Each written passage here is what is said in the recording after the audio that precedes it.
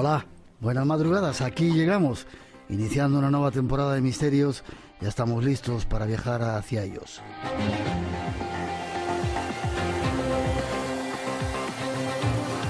Y como siempre es un placer poder compartir este tiempo con todos vosotros aquí en vuestra casa, en Radio Nacional, hasta las 4, las 3 en las Islas Canarias, en este nuevo tiempo que comenzamos ya juntos. Y lo hacemos en directo desde el estudio 101 de la Casa de la Radio cuando son las 2 y 8, 1 y 8 en las Islas Canarias, con los saludos de todo el equipo. Es un honor para todos nosotros estar aquí de nuevo compartiendo este nuevo tiempo de Radio Mágica en la madrugada. Esta noche en la parte técnica Elena Trapero, Mar Gasca y Rubén de Felipe, que ahora se encarga de nuestro sonido, David Cuevas en la redacción, Rosa Rodríguez en la producción y locución, Natalia Sotillos en la coordinación y realización y Miguel Blanco que os habla. Como decimos, un honor para todos nosotros compartir este tiempo hasta las 4, las 3 en las Islas Canarias.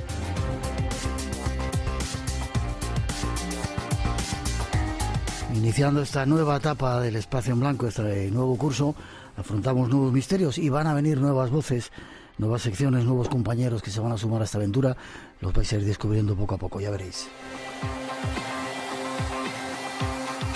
Y todo ello lo hacemos con una única intención: buscar respuestas a esos misterios del universo que nos preocupan. Los iréis conociendo poco a poco. Lo que no cambia son nuestras redes sociales. El email espacioenblanco@rtve.es. El Face y Twitter es Blanco Radio. Nos buscáis por ahí, ahí estamos. Y tenemos un número de WhatsApp, enseguida os lo decimos. Dar las gracias también a nuestro webmaster que ha venido desde Sevilla a celebrar su cumpleaños, Antonio Baena. Feliz cumpleaños, que tengamos muchos más juntos y que sigas controlando esa página web, ¿vale? Muchas gracias, ahí vamos.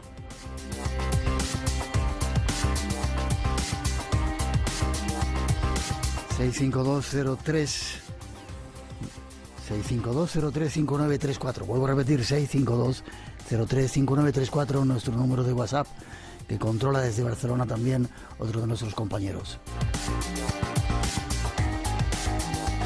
Ramón Álvarez lo hace desde allí. Y abriendo este espacio en blanco nos encontramos con nuestro primer invitado, don Jesús Callejo. ¿Cómo estamos, Jesús? ¿Qué tal, Miguel? Todo un honor estar aquí en este primer programa de la temporada. Para nosotros que estés en este primer programa de la temporada. Déjame que digas, se me había olvidado dar el teléfono 900-137-137, teléfono gratuito por si queréis intervenir, preguntar. Como siempre hay 5 premios esperando. 900-137-137. Director de un programa que se llama La Escóbula de la Brújula, licenciado en Derecho, escritor, viajero, escribes un montón de cosas, y además de un montón de cosas diferentes, y sabes un montón de cosas de historia, pero no de la historia que nos han contado. Sí, pero si te das cuenta, casi todo tiene un denominador común. Parece que son muchos temas, pero todos están entroncados en conocer un poco nuestro pasado, nuestro origen, conocer un poco más de nosotros mismos. Por eso me interesa tanto las leyendas, las tradiciones, pero como la otra historia. Hay que conocer la historia oficial, pero también hay que conocer la historia oculta. Cuando más profundizas en cualquier tema, te das cuenta de que lo que nos han contado o no es verdad, o le faltan piezas, a veces está tergiversado y otras veces ha desaparecido de una forma interesada. Entonces es bueno saber un poco de dónde venimos, porque a lo mejor así nos enteramos a dónde vamos. Eso es lo que estamos descubriendo últimamente cuando hacemos programas de historia con arqueólogos, con profesores, catedráticos de historia, que un poco van en contra de esa historia oficial que nos han contado, ¿no? Hay mucho por descubrir, hay mucha historia oculta, mucha historia cambiada por intereses, ¿no? Cada vez más gente está comprometida. Cuando me refiero a gente, estoy hablando de estamentos académicos en universidades. Ya no estamos hablando del clásico investigador heterodoxo que da su teoría, sino que dentro de las propias universidades hay como pequeñas guerras intestinas donde unos defienden unas teorías y otros otras. Y eso pasa prácticamente en todos los estamentos. Yo en este libro trato de la parte arqueológica, pero yo sé que se da también en la parte antropológica y, por supuesto, en la historia en general. Pero no hace falta tampoco remontarse muy atrás, porque dices, bueno, cuando hablas de la parte prehistórica, donde no hay registros escritos, pues es más difícil llegar a unas conclusiones válidas. Incluso en épocas tan actuales, como puede ser el siglo XVI, fíjate, alguna vez hemos hablado, ¿no?, del descubrimiento de América. A día de hoy todavía se sigue cuestionando si fue Colón el primero o fue el último que llega. Es decir, con cualquier aspecto que toquemos, nos damos cuenta de que hay muchos enigmas por desvelar. la clave está en saber si esos enigmas es porque no se ha estudiado convenientemente, porque no se han datado correctamente, y en cuestión de la arqueología yo creo que ahí es el quid de la cuestión, y otras veces porque nos han ocultado deliberadamente información. Y si nos lo han ocultado, ¿por qué es? O bien por incompetencia, o bien porque a lo mejor los datos que se daban a conocer públicamente eran bastante inquietantes. Y al ser inquietantes y posiblemente desestabilizaran los datos oficiales, a veces conviene mantenerlos ocultos. Y te pongo un ejemplo, Miguel. Eso se da en los museos. Cuando tú vas a un museo de ciencias naturales o de arqueología o de historia, verás que hay determinadas piezas que o no están visibles, están en el sótano, o las que están visibles aparecen como figura votiva o te vienen un nombre muy genérico porque no saben muy bien qué es. O las cambian de sitio, como pasa o las cambian de en sitio. el Museo del Cairo. En el Cairo hay unas cuantas que son bastante inquietantes. ¿Qué ocurre? Que evidentemente serían OPAR, serían como objetos fuera de tiempo que como no encajan dentro de ese puzzle arqueológico, pues hay que desplazarlas o hay que dar algún tipo de teoría convencional. Y muchas veces en esa teoría convencional la datación está mal.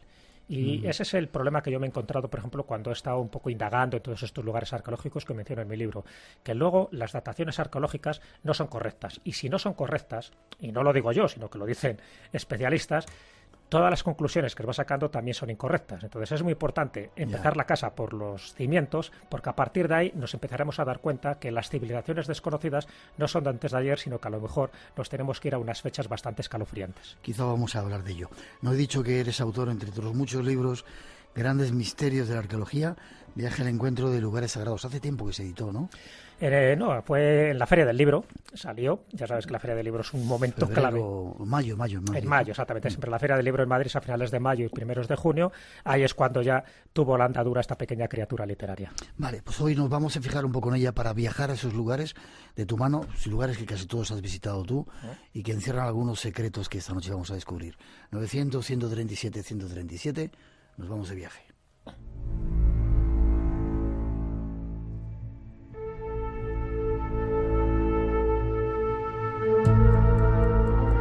Vayamos un poco atrás en la historia, justo hasta hace 12.000 años, a la búsqueda de antiguas civilizaciones. Los estudios e investigaciones realizadas con las más avanzadas tecnologías y los nuevos descubrimientos en cuanto a los pocos restos que quedan de esas antiguas civilizaciones parecen dejar cada día más claro que algo no encaja en la historia de la humanidad tal y como la conocemos. ¿Qué pasó hace 12.000 años? Supuestamente un cataclismo a nivel mundial y, según estudios recientes, podría muy bien haber sido el impacto de un cuerpo celeste contra nuestro planeta. Ese supuesto cataclismo borró las huellas de civilizaciones que podrían haber existido en nuestro planeta hasta ahora desconocidas. Desconocidas, pero con algunas huellas perdidas en nuestro planeta. Tratemos de conocer algo más de historia, de esa olvidada, de esa que no nos cuentan.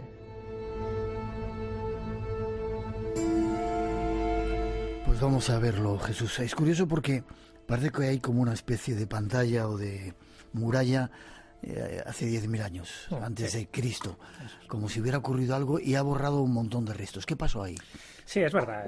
Cuando analizas un poco los mitos, porque es verdad que no es historia, es prehistoria, porque no hay documentos escritos en esa antigüedad, estamos hablando de esos míticos 12.000 años, cuando analizas muchos de los acontecimientos que ocurren en los 12.000 años, sí que te das cuenta de que se dan una serie de constantes. Algo debió ocurrir a nivel planetario, a nivel geológico, que marcó un antes y un después para los Homo sapiens que por entonces vivían.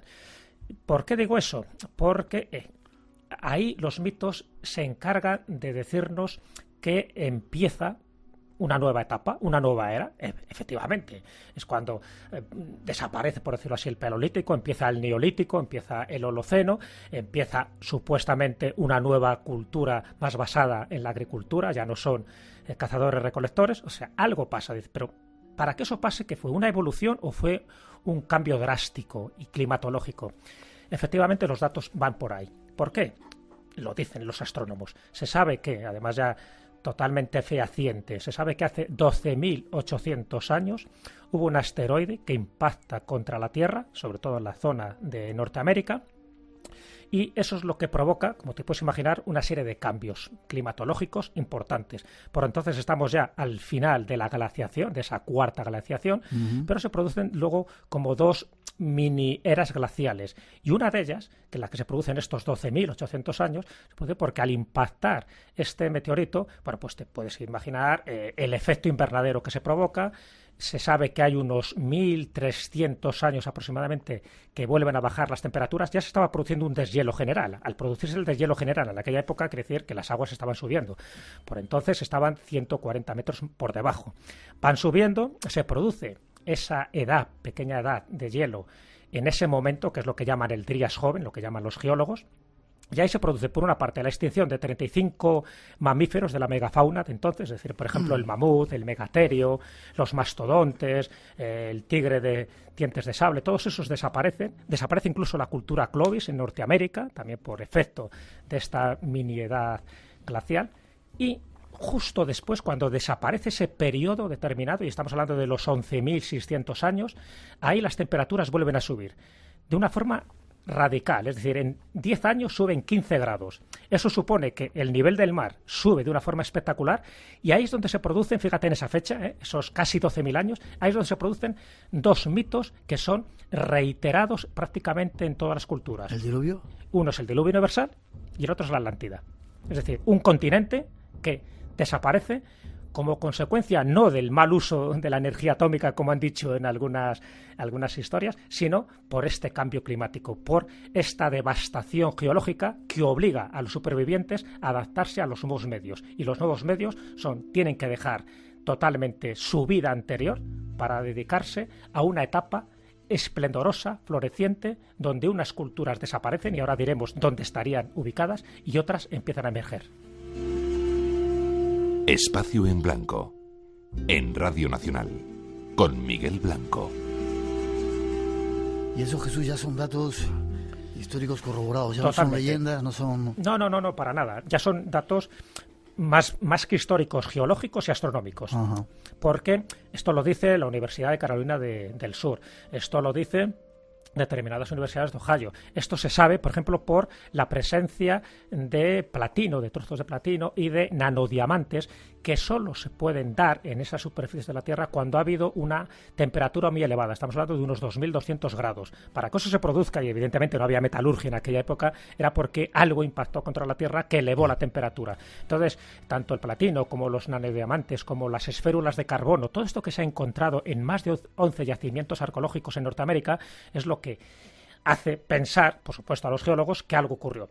El que eso ocurriera, ya te digo, y es un hecho cierto, eso afecta a la población. Mucha población desapareció. La verdad es que la humanidad ha estado a punto de desaparecer en varias ocasiones. Hace 72.000 años también, una explosión del volcán Toba en Sumatra, donde solo quedaron 10.000 personas en todo el mundo. Hace 40.000 años también hubo otro cataclismo geológico y también produjo un salto evolutivo.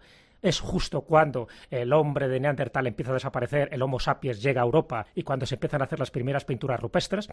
Hace 12.000 años hubo también esta especie de hecatombe geológica y que generó la eclosión de varias culturas y el sumergimiento de otras, que serían las Atlántidas. Muchas veces se habla de la Atlántida como algo unitario, pero hay muchas Atlántidas, es decir, hubo muchas culturas, muchas ciudades que estaban en las zonas costeras, que al subir el mar esos 140 metros, te puedes imaginar que quedaron anegadas, que ahora mismo están bajo la superficie marina.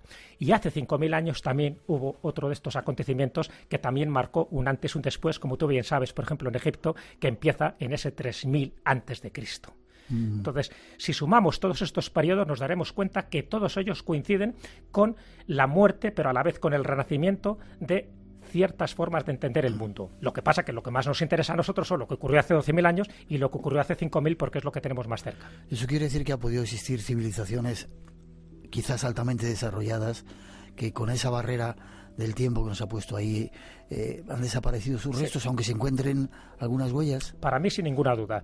Fíjate, sin hablar de esas de las 5.000 años, que alguna vez ya lo hemos comentado, que es donde se desarrollan pues, las clásicas culturas del Valle del Indo, como Mohenjo-Daro, con Harappa, que se desarrollan en Egipto, que se desarrollan en China, que se desarrollan incluso en Mesoamérica. La cultura de Caral, por ejemplo, en la actual Perú, también tiene esos 3.000 años antes de Cristo de antigüedad. Sí, sin hablar de eso, si nos vamos a 12.000 años, donde hay menos registros, por eso es prehistoria, sin ninguna duda, sí que había no solo ciudades, sino civilizaciones muy desarrolladas. Y te pongo un ejemplo que se descubrió relativamente hace poco, que es Göbekli Tepe, en Turquía.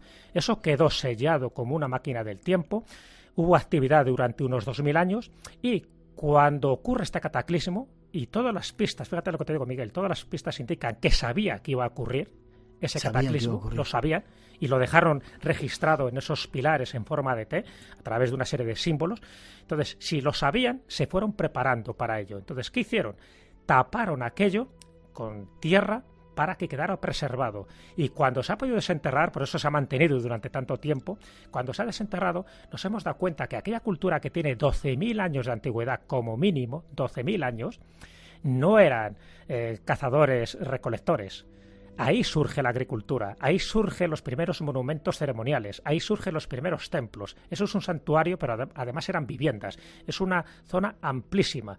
¿Qué quiere decir? Ahí empezaron a domesticar el trigo, se sabe perfectamente. Entonces, cuando más datos sabemos, gracias a las investigaciones de Klaus Schmidt, por ejemplo, del Instituto Arqueológico Alemán, y de tantos otros, te das cuenta que en esos 12.000 años hay que reescribir otra vez la historia, porque eso no es todavía el Neolítico. Ahí todavía estamos en esa época donde supuestamente estábamos en las cavernas, estábamos desarrapados e intentando huir del frío. ¿Qué va?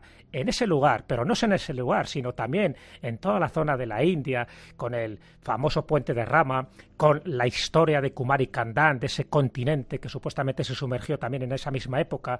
En Indonesia se han encontrado ciudades también con esta misma antigüedad de 12.000 años. Las teorías de Arthur Ponansky, por ejemplo, cuando habla de Tiahuanaco, que la remonta a 17.000 años, porque en la zona esa, en el lago Titicaca, y tú lo sabes bien, se han encontrado conchas marinas. ¿Qué pintan conchas marinas en el lago Titicaca? Que además es un lago que está casi a 4.000 metros de altura, y que ese lago además es de agua salada. O sea, la única explicación es que en algún momento eso estuvo anegado por el mar, y entonces te tienes que retrotraer a esos 12.000 años. Sí, si vamos sumando distintos elementos, ya no estamos hablando de especulaciones, no estamos hablando de teorías, que es lo que yo intento reflejar en mi libro.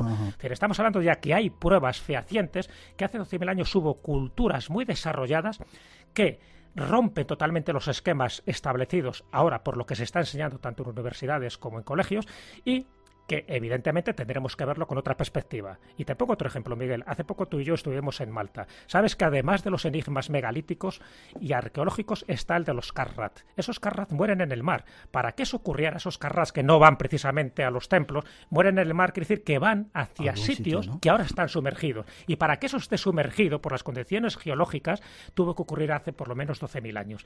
Entonces, vete sumando piezas y piezas y piezas, y cómo todavía nos puede decir que hace 12.000 años no había una cultura desarrollada. Me da igual que la llames Lemuria, que la llames Atlántida, que la llames Kumari Kandán, me da igual, pero había culturas, pueblos y civilizaciones muy desarrolladas tecnológicamente, arquitectónicamente y con un conocimiento astronómico y religioso muy potente.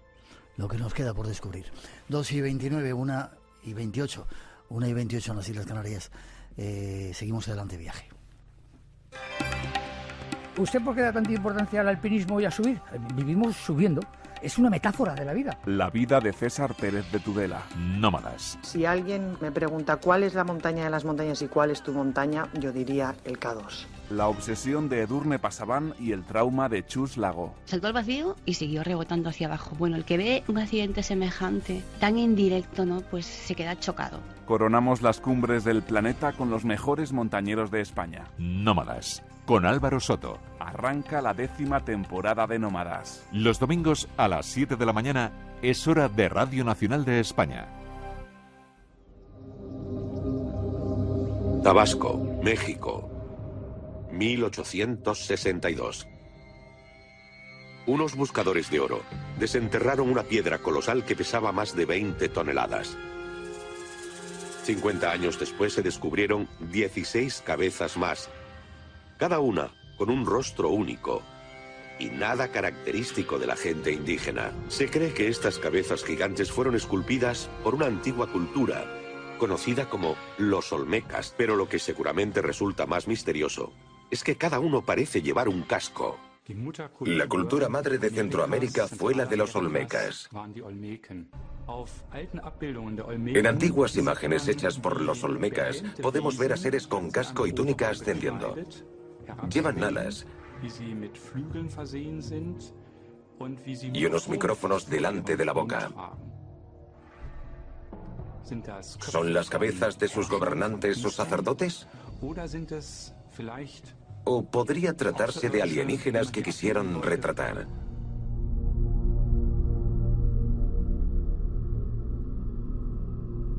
Los olmecas, el pueblo de la selva, un misterio aún sin resolver. El origen de los olmecas y sus obras gigantescas sigue representando un enigma colosal. ¿De dónde provienen? ¿Cómo fue su cultura? ¿Quiénes eran? Nuestro invitado nos da algunos datos sobre ellos. En primer lugar, Jesús, aclarar, ¿olmecas y toltecas son lo mismo? No, para nada. No. Son culturas totalmente diferentes. Los olmecas son mucho más antiguos. De hecho, se considera que es la civilización madre mesoamericana. No americana, cuidado, porque eso es un error a veces con sentido. Sería mesoamericana, de todas las culturas que han pasado por allí. Yo no estoy de acuerdo que sea la primera cultura, es decir, hay alguna anterior casi seguro, pero es verdad que de ella tenemos muchos más datos. Y los toltecas son muy posteriores. Para que te hagas una idea, los olmecas estaríamos hablando de 1800 a.C., los toltecas estaríamos hablando del 600 después de Cristo. Son los que están en Tula, los famosos atlantes de Tula, los que llegan a Chichén Itzá antes de que lleguen los mayas, etcétera, etcétera. O sea, que estamos hablando de algo muy reciente comparado con los olmecas de los que vamos a hablar ahora y que por lo tanto tienen muchos más misterios. Ojo, los toltecas también, porque los atlantes de Tula se sabe que esas 4 esculturas antropomórficas llevan como una especie de herramientas o de armas en sus costados que ha generado mucha especulación, pero a nivel cronológico son muy recientes. Vale, pues hablemos de los olmecas. ¿Surgen dónde? ¿En Tabasco? Sí, estábamos hablando, efectivamente, lo que sería ahora México. Nuestro recuerdo para la gente que ha sufrido ese terrible terremoto en Chiapas y en Oaxaca y lugares que conocemos y gente que tenemos por ahí y que nos están escuchando. Saludos, todo lo mejor para vosotros. Sí, además un terremoto muy duro, ¿no? Uno de los mayores de los últimos 100 años. Pues aquí estaría entre el estado de Veracruz, el estado de Tabasco, estamos hablando de ciertas localidades donde aparecen esas 17 monumentales esculturas o cabezas olmecas, ¿no? Una sería en Las Ventas, por ejemplo, otra sería en Tres Zapotes y la otra sería en la localidad de San Lorenzo. Sería un poco en esos 3 lugares que estamos hablando y esos 2 estados que te acabo de comentar. Bueno, una vez ubicado esta zona, ¿no?, de los olmecas, es muy interesante porque los olmecas es el nombre, por ejemplo, que le dan los aztecas posteriormente. O sea, no se sabe muy bien cómo se denominaban ellos mismos. Los olmecas sería un poco como el pueblo del caucho, quiere decir que la zona que ellos estaban, había mucho ese árbol del caucho y ellos lo trabajaban, el árbol del caucho. Y aquí entra uno de los grandes enigmas de los olmecas que mucha gente no se da cuenta. Las primeras canchas de juego de pelota son olmecas. Evidentemente no son mayas. Que son, no son mayas. Pero, hombre, los mayas también las utilizaron, pero los mayas son posteriores. Claro, estamos hablando a nivel cronológico. Si la primera cultura mesoamericana, vamos a aceptarlo así, son los olmecas, evidentemente ellos son los primeros y se han encontrado canchas de juego. Pero ya no es porque sean los primeros en eso, y también los primeros, por ejemplo, en utilizar el cero antes que los mayas, o que fueran los primeros, por ejemplo, en la primer texto con los glifos, ¿no?, que se encontraron una piedra con esa primera escritura y por lo tanto sería la primera escritura mesoamericana. Es que el juego se utiliza una pelota y esa pelota es de goma. Y no es tan fácil hacer una pelota de goma con el caucho extraído porque eso implica un proceso de vulcanización, es decir, un proceso químico que solo en Europa se desarrolló en el siglo XIX. Y aquí estamos hablando de 1800 a.C. O sea, no es tan fácil hacer una pelota de goma para luego jugar. Eso implica también que tenía unos conocimientos astronómicos porque el juego de la pelota, que luego utilizan toltecas y utilizan mayas, sabes que es un juego astronómico. Es decir, de alguna forma la cancha está representando el universo, la pelota estaría representando la Tierra, otros dicen que el Sol, y los jugadores serían un poco, pues eso, los que de alguna forma están haciendo esa especie de tragicomedia cósmica, hasta el punto que comentan que los que perdían eran los que decapitaban. Las cabezas olmecas, una de las interpretaciones que hay, además de los rasgos negroides que tienen, de forma clara, o sea, no genera especulación, son rasgos negroides, lo cual es otro enigma, porque los negros en América vienen a raíz de la colonización americana, cuando llegan los primeros esclavos africanos. ¿Qué pintan ahí negros en esa época donde históricamente no tendría que haberlos? Entonces dicen que serían las cabezas de esos jugadores que eran negros y que de alguna forma representaban el yelmo, el casco que tienen, la protección necesaria para jugar al juego de pelota. O sea que fíjate la cantidad de elementos que van saliendo, además del uso del jade de una forma ritual y funeraria, además de la brújula. La primera brújula, fíjate, se adelantaron 1000 años antes que los chinos. Siempre se habla que los chinos, bueno, en Europa llega muy tarde, llega en el siglo XII, o sea que nada, nos enteramos muy tarde en Europa de la brújula. Los chinos ya la tenían desarrollada mucho antes. Bueno, pues los olmecas, se sabe hoy por hoy que ya tenían un sistema muy parecido a la brújula. Es decir, era una hematita, una piedra imantada que estaba colocada encima de un corcho, el corcho encima del agua, y eso te marcaba el norte magnético, que es distinto del norte geográfico. Había 8 grados de diferencia. Bueno, pues los monumentos de la Venta, es decir, una de las grandes localidades de los olmecas, están orientados de norte a sur con una desviación de 8 grados. ¿Por qué? Porque están orientados precisamente al norte magnético, y eso solo lo podían hacer porque tenían uso y conocimiento de la brújula. Si te gusta el misterio, lo desconocido, tienes una cita con nosotros. De 2 a 4 de la madrugada, del sábado al domingo. Espacio en Blanco, con Miguel Blanco, en Radio Nacional. Y con Jesús Callejo esta noche lo que se aprende. ¿Por qué tenían cada cabeza una fisonomía diferente? Quizá, como decíamos en ese fragmento, quizá un tanto novelado, ¿no? Sí. Extraterrestres, tenían contacto con ellos. ¿Qué significaba esos aparejos que llevaban? Todas las caras eran distintas, lo cual es muy significativo. Quiere decir que no había un molde, no eran iguales. De las 17 que se han encontrado, seguro que había muchas más, ¿no? Hasta el momento solo se han encontrado 17. Todas eran distintas porque estaban representando a personas distintas. Ahí viene la teoría. La teoría es, ¿qué eran? ¿Eran dioses? ¿Eran sumos sacerdotes? ¿Eran estos jugadores de pelota? ¿Eran chamanes? ¿Eran jefes tribales? ¿Qué eran? No lo sabemos. El hecho es que esos rasgos negroides indican que hubo una presencia, vamos a llamarlo africana, entre comillas, ¿no? Porque no lo sabemos, una presencia que tuvo una parte muy dominante y muy influyente en aquel momento. A ver, las teorías de Zecharia Sitchin, que conoces bien y además sí, muy polémico, el que descifra o reinterpreta las tablillas sumerias, él también interpreta los glifos olmecas, toltecas, mayas, y él escribe un libro que se llama Los Reinos Perdidos, donde da su interpretación. Él considera que, bueno, él habla de los Anunnaki, por lo tal, ahí sí que mete la presencia extraterrestre, pero no quiero ir por ahí porque me parece demasiado fantástico. Pero él dice que estos Anunnakis traen a personas tanto de África como del Sumer, porque una de las esculturas, mejor dicho, una de las grandes losas de unos 4 metros de altura, aparecen 2 seres humanos con rasgos totalmente, vamos a llamarlos como asiáticos. ¿Por qué? Porque tanto la vestimenta como los zapatos, que terminan en una forma puntiaguda, como por sus barbas y su pelo largo, no podían ser originarios de América. Es decir, ¿qué pintan esos seres? Uno está muy deteriorado, el otro se ve claramente que son seres barbados. El que haya seres barbados en la cultura olmeca quiere decir que tendrían que proceder de otras latitudes, porque ellos eran barbilampillos.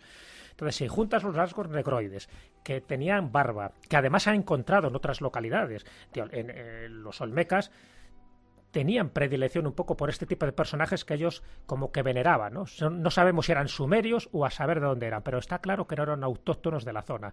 Si eso lo sumas, por ejemplo, en Tiahuanaco se han encontrado por el famoso monolito de Contiki, es un personaje barbado y con vestiduras talares. Es decir, que los barbados eran más frecuentes de lo que nos imaginábamos. Lo que no sabemos, y luego se relacionan con Quetzalcóatl, con Kukulcán, lo que no sabemos es si esos barbados procedían de Europa, procedían de Asia, si tienen que ver con origen mesopotámico, con origen sumerio, o a saber que hay muchas teorías. Lo que sí está claro es que sí había como una especie de influencia multirracial que también se da, por ejemplo, en Tiahuanaco, en el templo de Kalasasaya, donde las cabezas, las famosas cabezas clavas, todas son distintas, son como genes o etnias muy diferentes. Entonces, algo debió pasar allí en ese momento, y estamos hablando, bueno, Zecharia Sitchin incluso dice que serían muy anteriores, no serían del 1800 a.C., sino él dice que sería del 3000 a.C., con lo cual nos iríamos otra vez a la mítica fecha de los 5000 años. Pero sin entrar, ya te digo, en ese tipo de especulaciones que me parecen demasiado fantasiosas por parte de Sitchin, no es el único que dice que esos restos olmecas podían proceder de esos 5000 años. Y te doy un dato muy significativo y que posiblemente los oyentes desconozcan. Hubo un astronauta muy famoso, que era Gordon Cooper, que era del proyecto Mercury, un astronauta muy famoso que se empeñó en descifrar eso que decía Sitchin. Entonces hace una investigación submarina en el Golfo de México y descubre una serie de artefactos supuestamente pertenecientes a la cultura olmeca que tenían precisamente esa antigüedad, 5000 años. Si fuera verdad, corroboraría la tesis de Sitchin, o quiere decir que si no es olmeca, era de otra cultura anterior a la olmeca que por lo que fuera fueron a parar al fondo del mar. Entonces esos restos precolombinos, alguna cultura pertenece. Gordon Cooper y Zecharia Sitchin pensaba que eran olmecas, pero si no son olmecas tenemos que retrasar de nuevo la primera cultura mesoamericana. Sea como fuere, de una forma o de otra, todo el misterio que hay alrededor de esas figuras es increíble, porque si solo fuera eso, fíjate, los juguetes que se han encontrado olmecas que tienen ruedas. ¿Sí? Claro, tienen ruedas y están ahí y se pueden ver en diferentes museos mexicanos. No conocían la rueda oficialmente, entonces ¿por qué a los juguetes les ponen ruedas? Ya hay fotografías. Otro de los misterios. No tiene sentido, ¿no?, que hagas esto si luego no la utilizas para otros menesteres. O sí la utilizaron, pero luego desaparecieron. Y además la piedra que se utilizó, que es una piedra muy dura, una piedra basáltica para las cabezas olmecas, tenía que trasladarlas de una cantera de 100 kilómetros. Tú conoces muy bien aquella zona. Trasladar esas moles 100 kilómetros sí, un poco implicaba complicado. una tecnología, una ingeniería muy avanzada. Conclusión. Los olmecas, yo ahí, por ejemplo, en mi libro describo 13 enigmas, podría describir mucho más, pero pongo 13 enigmas olmecas que a día de hoy siguen siendo un interrogante para los arqueólogos. Bueno, hay muchísimos más, pero claro, los olmecas, que son los primeros que utilizan el calendario de la cuenta larga, que luego, como bien sabes, son los mayas lo que lo popularizan, pero los olmecas ya tienen un calendario de cuenta larga, y ese calendario de cuenta larga empieza en el 3114 a.C. Qué curioso. 2:42, podríamos contar muchas más cosas, pero tenemos que ir a otro lugar. 1:42 en las Islas Canarias. Seguimos viaje, nos vamos a ver la puerta del infierno.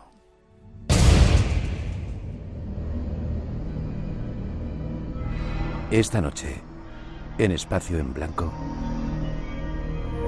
Puertas cerradas que se abrían súbitamente.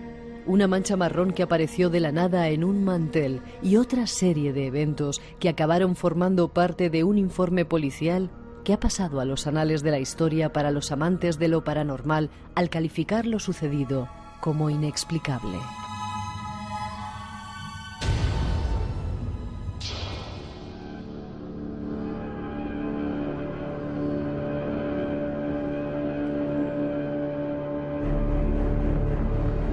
Sigamos viaje. Vayamos ahora a la búsqueda de la puerta del infierno. Para los antiguos griegos y romanos, el infierno era un lugar físico que se encontraba comunicado con el mundo de los vivos y al que, por tanto, se podía acceder a través de una puerta que situaban cerca de la ciudad turca de Hierápolis. Durante años, encontrar la entrada al inframundo ha sido el objetivo de muchos arqueólogos. Hoy parece que ya se ha encontrado. En la antigua ciudad de Pamukkale, Turquía, un equipo de arqueólogos dirigidos por Francesco D'Andria, profesor de arqueología clásica en la Universidad de Salento en Lecce, Italia, indican que encontraron dicha puerta o entrada al inframundo. Según D'Andria, el sitio era un lugar idóneo para los ritos de iniciación, ya que los peregrinos tomaban en primer lugar el agua en las piscinas, luego dormían cerca de las cuevas y gracias a una dosis adecuada de esos gases recibían durante el sueño alucinaciones que luego convertían en una experiencia casi de ultratumba. Desde Cicerón se ha mencionado la puerta del infierno situada en el antiguo emplazamiento de Turquía, pero hasta ahora nadie la había podido encontrar. Vayamos a la búsqueda de esa extraña puerta. Turquía, Pamukkale, un lugar increíble, y ahí está la puerta del infierno. Ahí estaría una de las 12 puertas del infierno. Hay más de una. Que dicen que hay repartidas por el mundo. Muchas míticas, hay incluso una que dice que está en el Escorial, acuérdate. Déjame que dé el teléfono, 900-137-137, por si queréis intervenir en el programa. ¿Otra bueno, del Escorial decías? Sí, nos vamos directamente un poco a la que nos interesa, ¿no? Que es esta de Turquía, pero bueno, que sepas que hay muchos lugares donde hablan de que entras al inframundo, que entras al infierno. En este caso estaríamos hablando de un plutonium. Es importante reflejar esta palabra porque plutonium se consideraban, eso lo dice Estrabón, los lugares donde habitaba o daba paso a los reinos de Plutón. Plutón es el nombre romano del dios Hades, que es el dios griego, es decir, el dios del inframundo. En este caso es muy similar, por ejemplo, al lago Averno, en Nápoles, que es donde está el antro de la Sibila de Cumas. Y es muy parecido también, en parte, a Delfos, en Grecia.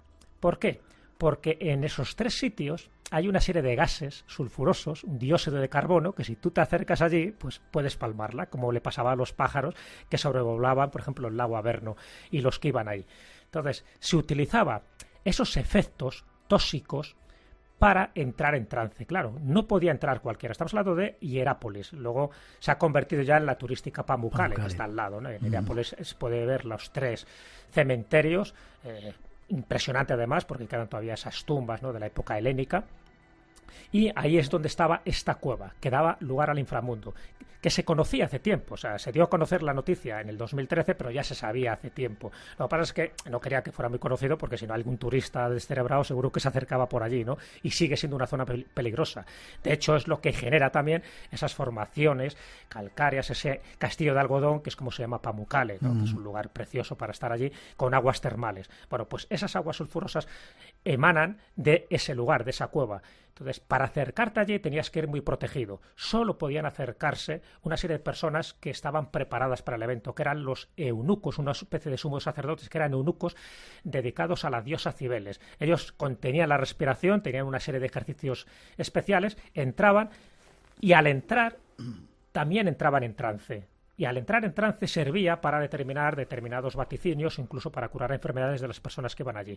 Eso era el plutonium, esa era la puerta del infierno. Es decir, no es que entraras directamente allí, sino sencillamente que estamos hablando de un lugar peligroso, vedado para cualquier persona que quisiera conservar su vida y que tenía unas propiedades oraculares, como pasaba con Delfos, como pasa con la Sibila de Cumas, y muy peligrosas por el dióxido de carbono que se emanaba. De ahí que se dijeran todo tipo de leyendas para prevenir a cualquier insensato que se acercara al lugar.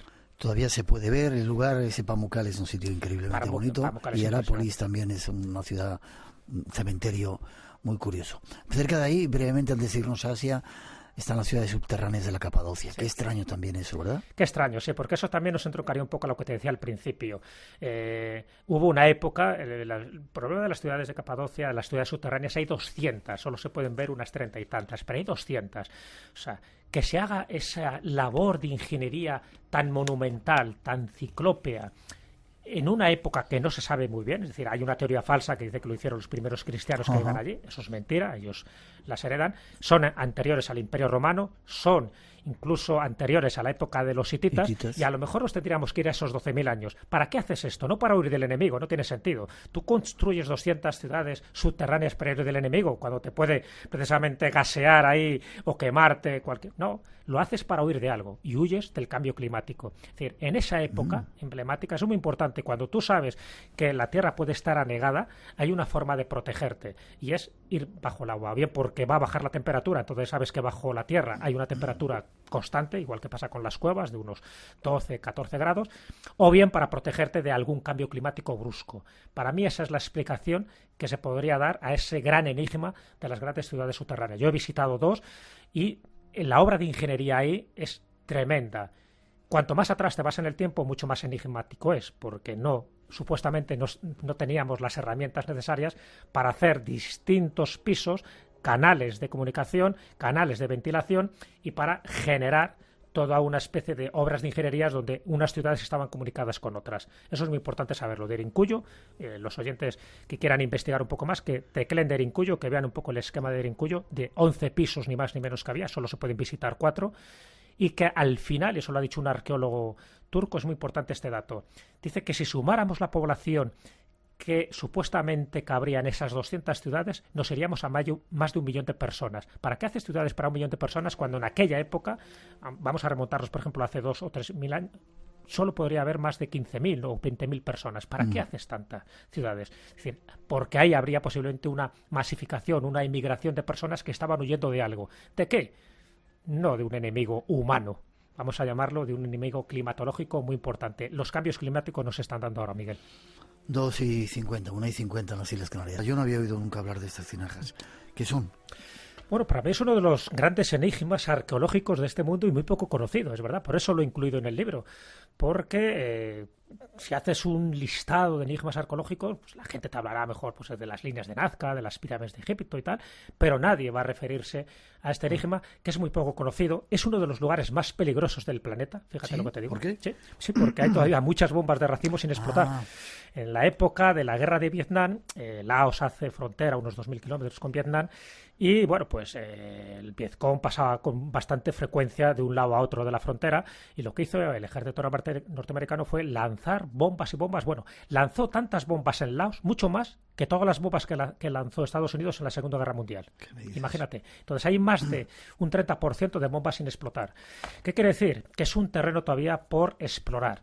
Se sabe que hay unas 3.000 tinajas que se han localizado, 3.000 tinajas, de distintas alturas, es decir, pero hay una altura media de entre 2 y 3 metros de altura, o sea, monumentales, gigantescas, algunas de granito, es decir, un tallado perfecto, muy pulimentado, con un tipo de herramientas que no se conocen bien, de una cultura que desconocemos también el nombre, no sabemos quién las hizo, ni para qué. Hay distintas teorías. Evidentemente, una teoría lo relaciona con los gigantes. Ya sabes que cuando algo no se puede explicar, aparecen los gigantes por medio. Otras dicen que sería para recoger el agua de la lluvia de los monzones, lo cual hacer esa obra ciclópea para esto parece un poco extraño. Otra teoría dice que podrían ser urnas funerarias, porque en algunas de esas tinajas se han encontrado restos de huesos calcinados. Podría ser. Otros dicen que sería para la bebida típica de la zona, que se llama lao lao, es una especie de bebida fermentada de maíz. Podría ser. No sé, a día de hoy no se sabe. Entonces, todos son especulaciones de quién las pudo hacer. Se datan más o menos del 500 a.C. Pueden ser mucho más antiguas porque al ser piedra no hay forma de datarlas. Solo es por los restos orgánicos. Claro, el que aparezcan huesecitos o cremaciones en el interior no quiere decir que sean de la misma época de las tinajas. Quiere decir que a lo mejor alguien, una cultura posterior, las aprovechó como diciendo, bueno, ya que tenemos estos depósitos, hasta más de 3.000, fíjate, 3.000 diseminados. El problema es que ahora mismo muchas se han cambiado de lugar, entonces sería bueno saber qué ubicación, igual que pasaba con las esferas de Costa Rica, saber qué ubicación tenían originalmente. Igual era un mapa de aquí en la Tierra. Claro, exactamente. Mapa estelar. Eso nos indicaría a lo mejor algún tipo de distribución, tú lo has dicho, a lo mejor estelar. Es algo mucho más profundo de lo que nos imaginamos. Pero bueno, hasta el día que eso se puede investigar, porque la zona se limpie de bombas, ya digo, es una zona muy peligrosa, y podamos llegar a alguna conclusión más, el hecho es que no hay ningún otro pueblo, ninguna cultura, ninguna latitud donde haya hecho esta barbaridad de hacer tinajas gigantescas, más de 3.000, con un uso indeterminado. Sean unas funerarias, sea para contener agua, sea para contener un líquido determinado, o sencillamente para marcar posiciones jerárquicas a veces. A día de hoy no lo sabemos. Sigue siendo un misterio insoluble, y me parecía muy interesante reflejarlo en estos grandes misterios de la arqueología.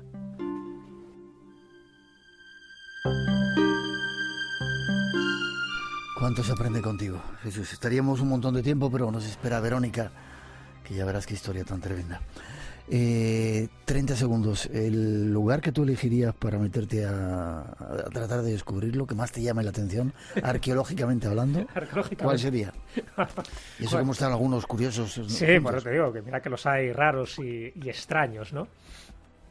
Hombre, no lo sé. A ver, si tuviéramos que elegir eso como un lugar arqueológico, me imagino que me preguntas, yo me iría, por ejemplo, a Teotihuacán. sabes que se están descubriendo muchas cavidades extrañas. Ajá. Está por descubrirse todavía los reyes de esa cultura, y me parece que como todavía no se ha descubierto, me gustaría ser uno de los testigos cuando eso se dé a conocer públicamente, y sé que se están haciendo investigaciones in situ ahora mismo. Cuando eso se dé a conocer, me gustaría estar presente, porque creo que puede ser uno de los grandes hallazgos, igual que cuando por fin se decida descubrir y excavar el mausoleo de Qin Shi Huangdi, el famoso emperador amarillo. Tengo amigos que están haciéndolo en México, igual nos damos una vuelta por ahí. Apúntame. Forma de contacto, Jesús, contigo. Pues a través de nuestra página de La Escóbula de la Brújula. Tengo 2 páginas de Facebook. Si tecleas Jesús Callejo, pues ahí me localizan. Y contesto todos los correos, y si me piden amistad, pues encantado de admitirles en mi grupo. Ha sido un placer que hayas estado en este arranque de temporada, en este primer programa de la temporada. Espero tenerte muchas veces más, que La Escóbula de la Brújula siga adelante también, y que sigamos haciendo viajes. Por lo pronto nos vemos dentro de poquito. Hoy vamos a dar la noticia en Belme de la Moraleda. Ahí estaremos, sí, un gran acontecimiento. Gracias, fuerte abrazo, te deseo lo mejor. Gracias a ti, Miguel.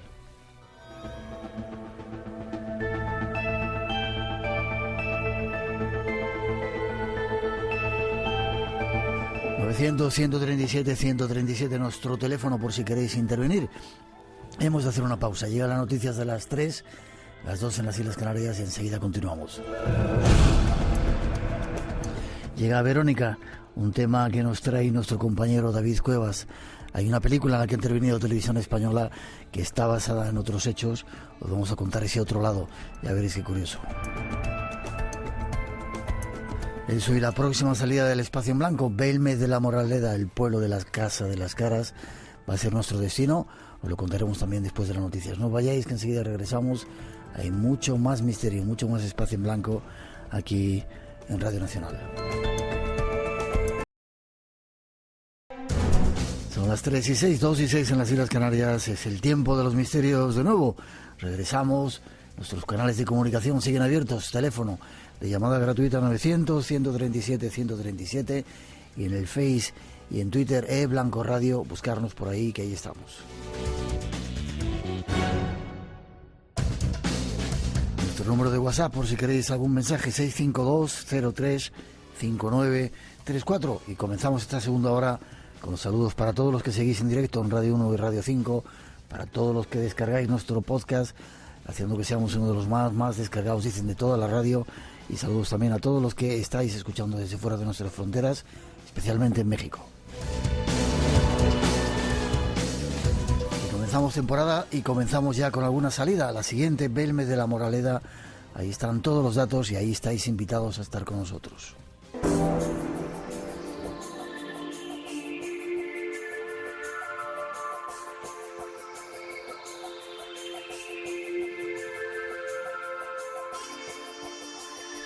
Comenzamos temporada y comenzamos viajes.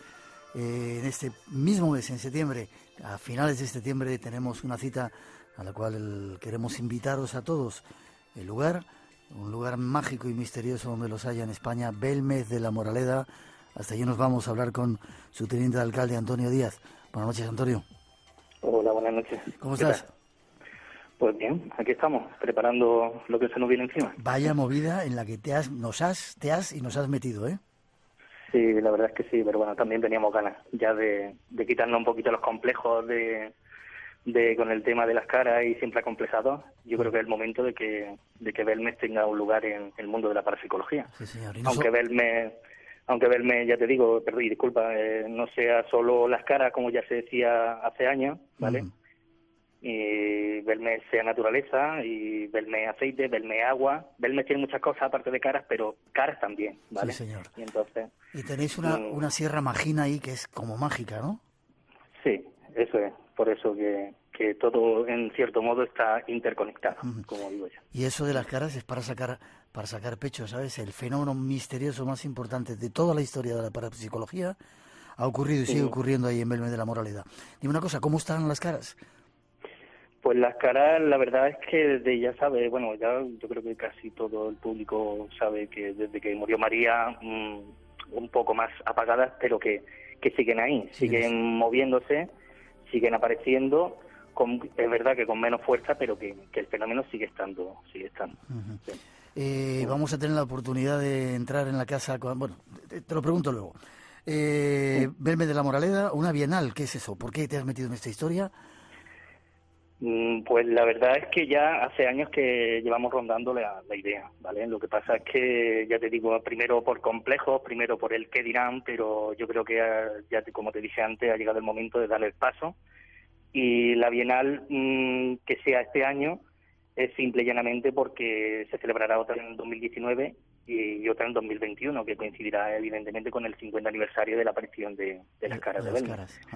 Eso es. Ajá. ¿Y reunís, o nos vamos a reunir, o vais a reunir, aparte de los más importantes investigadores en el mundo del misterio, y luego grupos que están comenzando también, que van a tener su lugar en esa Bienal? Claro, eso es. Queremos primero el elenco, los de salida, que son grandes personajes en este mundo, ¿vale? Y luego otros grupos que están empezando, otros ya llevan un tiempo y que es verdad que quieren dar a conocer sus investigaciones, que mucha gente no las conoce, y entonces, pues, como no Belmez puede hacer de plataforma de lanzamiento a estas investigaciones hasta ahora desconocidas por muchos, y que nada tienen que ver con las caras, ¿vale? Que el Congreso no va a tener nada, o sea, no va a ser las caras el centro de referencia, o sea, van a hacer muchas investigaciones en torno a la parapsicología. Muchas otras cosas, sí, señor. Fechas, 29, mi cumpleaños, a ver cómo lo celebramos. 30 de septiembre y 1 de octubre, ¿verdad? Sí, eso es. Esos son los 3 días. Sí. ¿Lugar? ¿Dónde va a ser? Pues el grueso lo vamos a hacer en el Centro de Interpretación de las Caras, en el Salón de Actos. Luego, pues según ya veamos la afluencia de personas o de gente, pues posiblemente hagamos algún tipo de acto también en otro local que tenemos de usos múltiples, que tiene mucha más capacidad. Perfecto. Comienza el día 29, creo que a las 9 o las 8... En principio está previsto para las 8. Para hacer una presentación con algunos de los invitados. Presentación de la Bienal, claro, a cargo de los ponentes de las conferencias preparadas para este evento. Perfecto. Claro. Déjame que ponga un poquito de música y me dices la gente que va a estar, ¿vale? Vale, perfecto.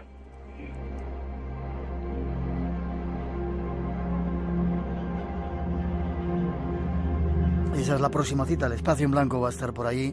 Algunos miembros del programa también, Belmez de la Moraleda, días 29, 30 de septiembre y día 1 de octubre, en una bienal acerca de misterio y parapsicología.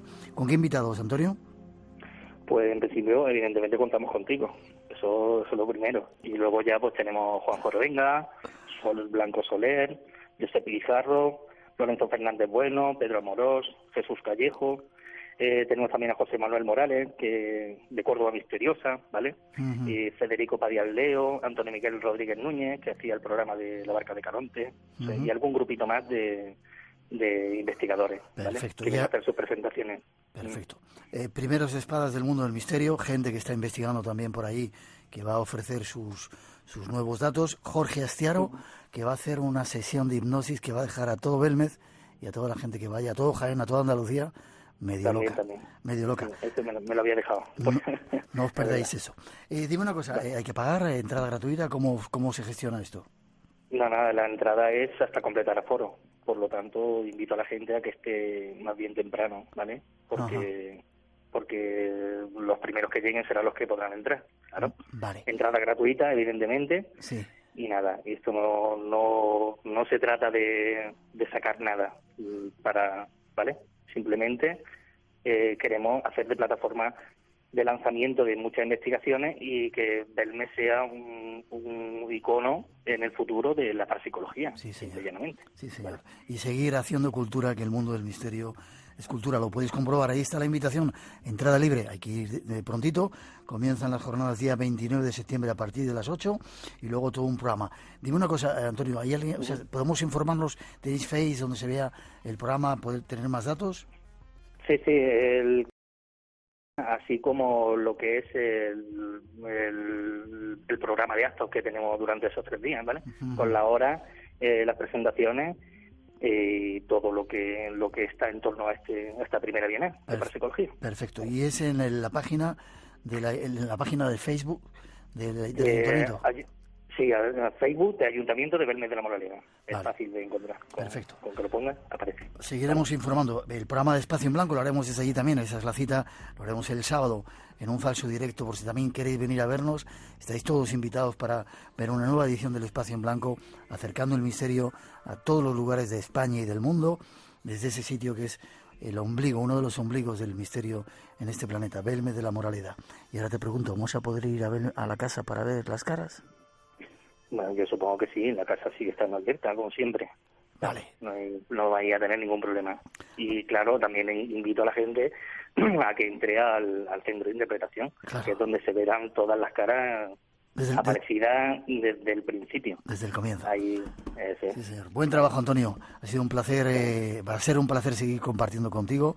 29-31 de octubre, Belmez de la Moraleda, la primera Bienal del Mundo del Misterio. ¿Seguimos en contacto? Muy bien, muchas gracias, Miguel. Un abrazo, hasta prontito. Hasta pronto, hasta luego. Hola, soy Maika de Antonio, desde Malta. Un saludo para todos los oyentes de Espacio en Blanco.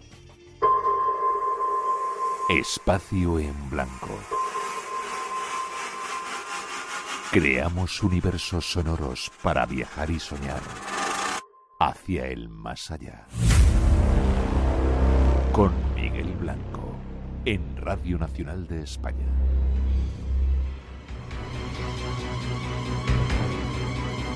Tres y 15, 2 y 15 en las Islas Canarias. Celebrando también otro cumpleaños de nuestra compañera Elena Trapero, que ha traído un montón de cosas ahí para comer en este Espacio en Blanco de hoy, con Antonio Vena también, que está aquí a nuestro lado, nuestro webmaster. Y vamos con más temas. Recientemente se ha estrenado una película que se llama Verónica, en la que interviene Televisión Española. Escuchad esta introducción y luego os contamos más datos. En las culturas primitivas se creía que lo que ocurría en el cielo era un reflejo de lo que ocurría en la tierra. Por eso se creía también que durante los eclipses la oscuridad reinaba por encima de la luz. Cerrar los ojos. ¿Hay alguien aquí con nosotras? ¿Quieres hablar con alguna de nosotras? ¿Lo has movido tú? Aquello de lo que no te despides se queda contigo. Policía, dígame. ¡Ayuda! ¡Ayuda, por favor! Necesito que te tranquilices y me describas lo que estás viendo. ¡Está aquí! ¿Sigues ahí? ¿Hola?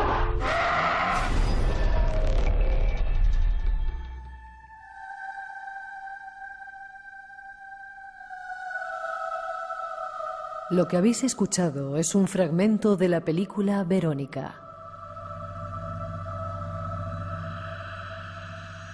Está basada en hechos reales, en uno de los casos más impactantes que hemos llegado a conocer. Lo llamamos el caso Vallecas. Un suceso que pudimos conocer en profundidad y del que aún hay mucho que contar. Lo haremos en los próximos minutos.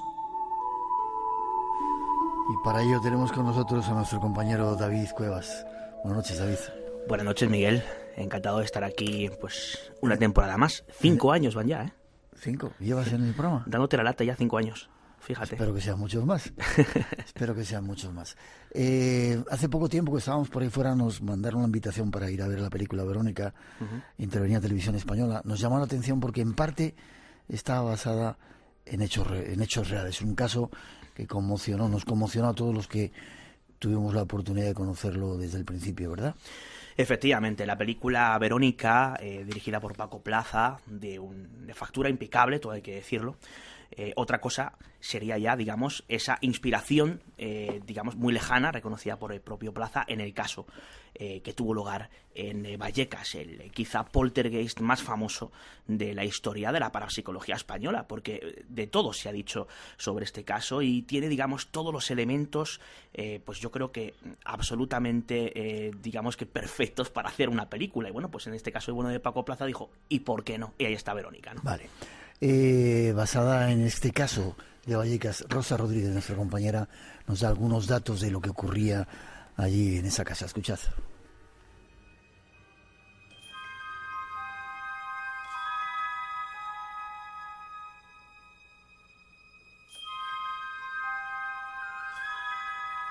Hay que remontarse a 1990 para encontrar una sesión de Ouija que salió mal y en la que, según sus amigas, Estefanía Gutiérrez Lázaro aspiró un extraño humo blanco que estaba en un vaso que rompieron durante la misma.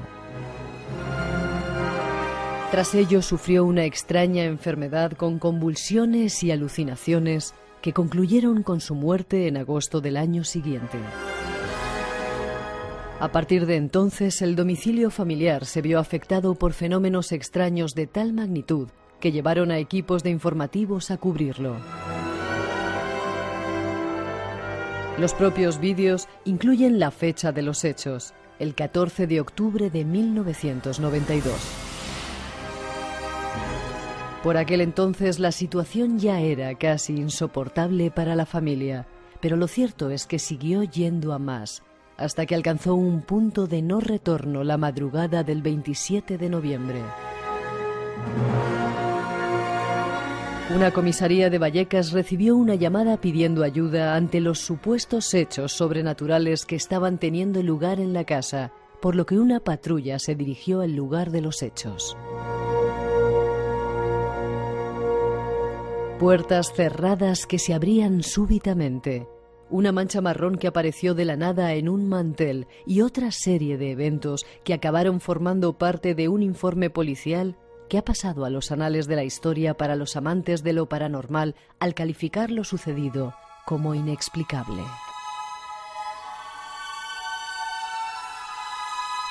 Por no mencionar otras situaciones previas como la supuesta combustión espontánea que quemó parcialmente una fotografía de Estefanía.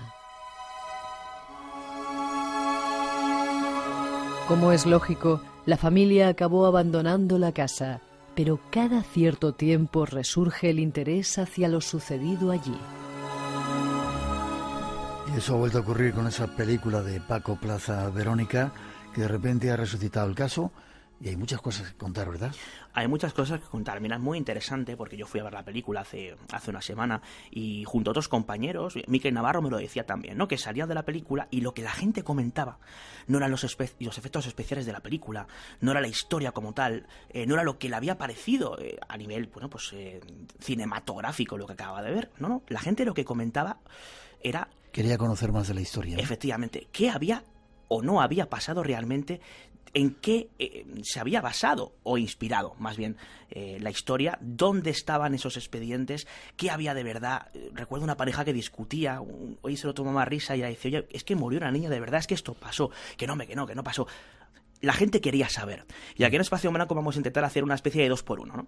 Como si estuviéramos de rebajas. Vamos a contar, pues lógicamente de forma resumida, porque es un tema muy amplio, lo que pasó en Vallecas, y vamos a intentar dar datos nuevos, desconocidos, para aquellos que conozcan un poco el tema y que puedan pensar, otra vez Vallecas, que he trillado, para que digan, ostras, pues esto no lo sabía yo. Vamos a ponernos ese reto. Ahí estamos, hemos dado un pequeño resumen de algunas de las cosas que ocurrieron.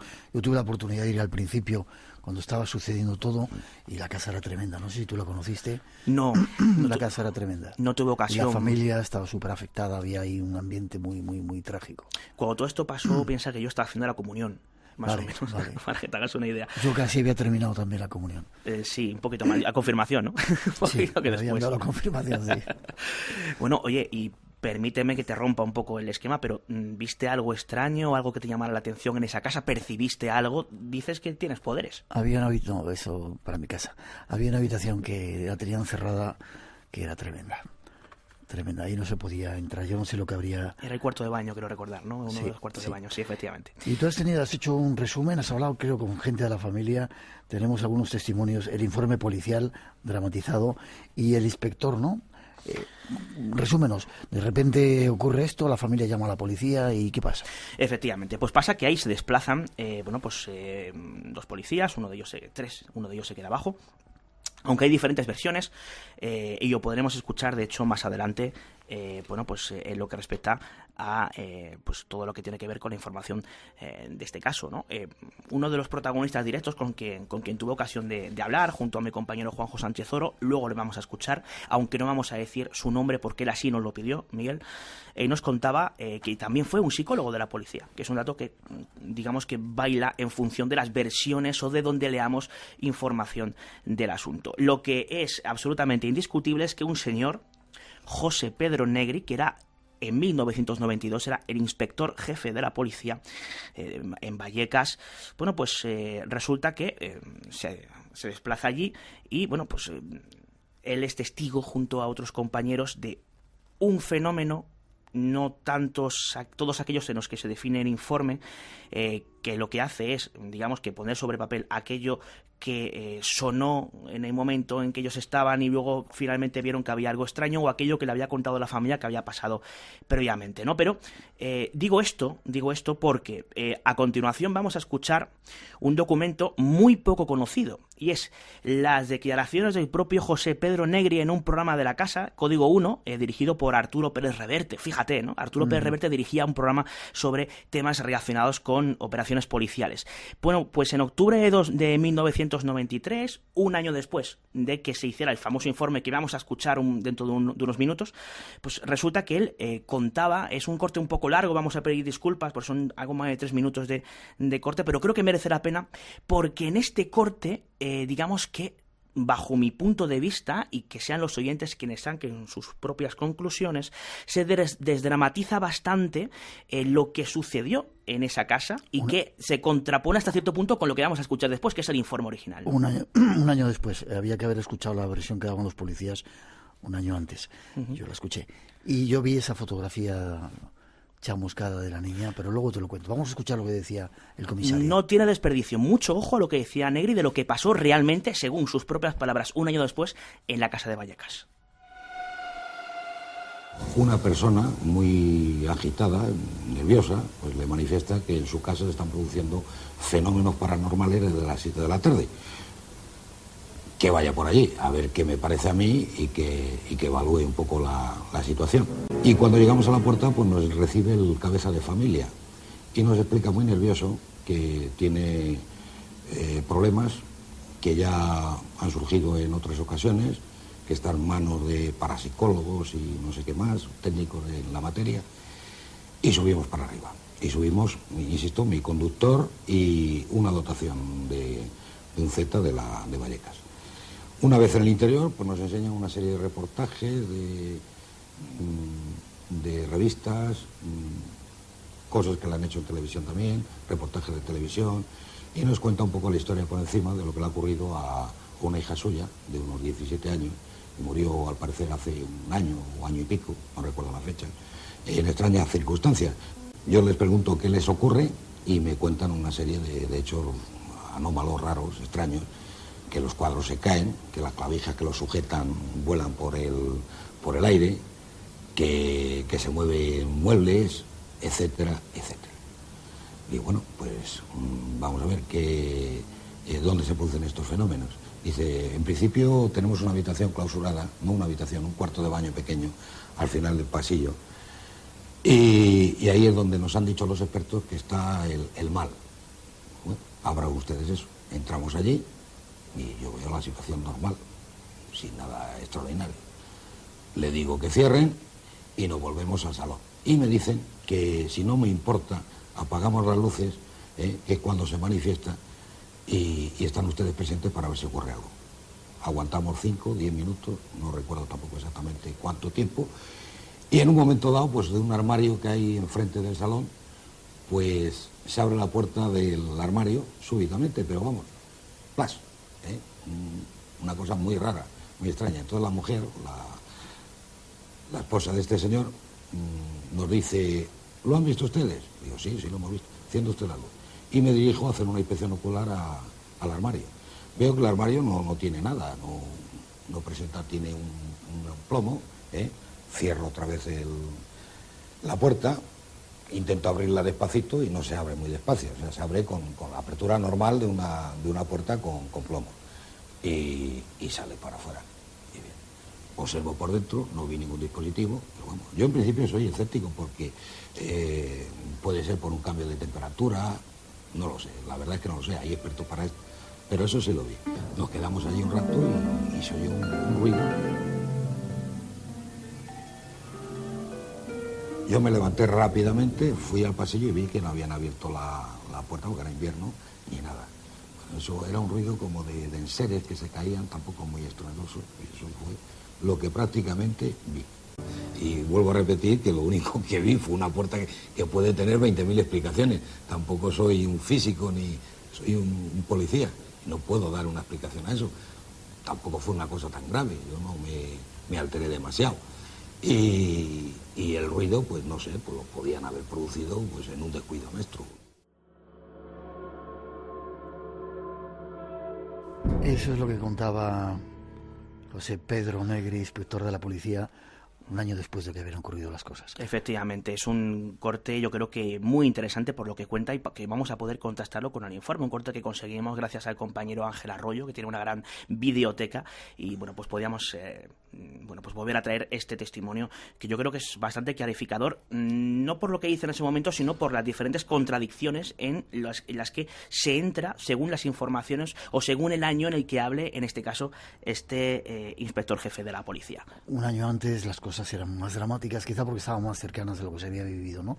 El tiempo hace reposarte los fenómenos y a veces se te quita ese pavor que se sentía en la casa. Bueno, pasó solamente un año, pero bueno, sí es cierto que luego, hace muy poquito, hace creo que unos años, en Cuarto Milenio estuvo este hombre y contaba que aquello había sido absolutamente tremendo, ¿no? Y quiero decir, en función del paso de los años, como tú bien dices, van cambiando las versiones, ¿no? Pero el propio José Pedro Negri fue el encargado de redactar ese informe auténticamente histórico que vamos a poder escuchar dramatizado por la voz de nuestro compañero Juanma Criado. Así que si te parece, Miguel. Vamos a escucharlo. 2 zetas de la Policía Nacional parten de la comisaría 418 del distrito de Vallecas.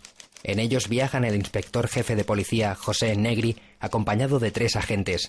Se detienen ante el portal número 8 de la calle Luis Marín, de donde han recibido la llamada angustiosa de un padre de familia envuelta en extraños sonidos y golpes de fondo.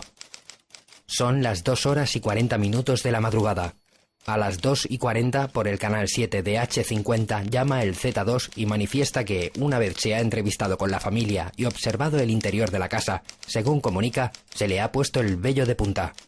Estando sentados en compañía de toda la familia, pudieron oír y observar cómo una puerta de armario perfectamente cerrada, cosa que comprobaron después, se abrió de forma súbita y totalmente antinatural. Momentos después pudieron percatarse y observar cómo en la mesita que sostenía el teléfono y concretamente en un mantelito apareció una mancha de color marrón consistente que el Z2 identifica como babas. En el recorrido que hicieron por diversas habitaciones de la casa observaron un crucifijo de madera al que el fenómeno al que estamos haciendo referencia le había dado la vuelta, arrancándole el Cristo adherido al mismo, que, según manifiesta una de las hijas, tomó el Cristo del suelo y lo adhirió detrás de la puerta de la habitación, junto a un póster, produciéndose también de forma súbita y extraña 3 arañazos sobre el citado póster.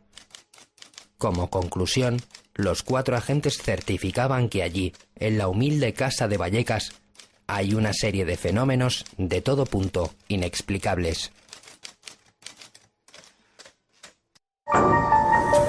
Hay un lugar en el que reside la magia, donde habita lo desconocido. El mundo del misterio es Espacio en Blanco, en Radio Nacional. A mí me gusta mucho la novela familiar como género, o sea, me gusta mucho la gente que nos cuenta la historia de su familia, ¿no? Esta semana visita la Estación Azul el escritor Ignacio Martínez de Pisón, con su novela Derecho Natural. Cada personaje tiene su historia, cada personaje tiene una historia y tiene una evolución. Y como siempre, más libros, cambalaches, concurso y poesía. La Estación Azul, con Ignacio Helguero y Cristina Hermoso de Mendoza. Los domingos a las 3 de la tarde es hora de Radio Nacional de España.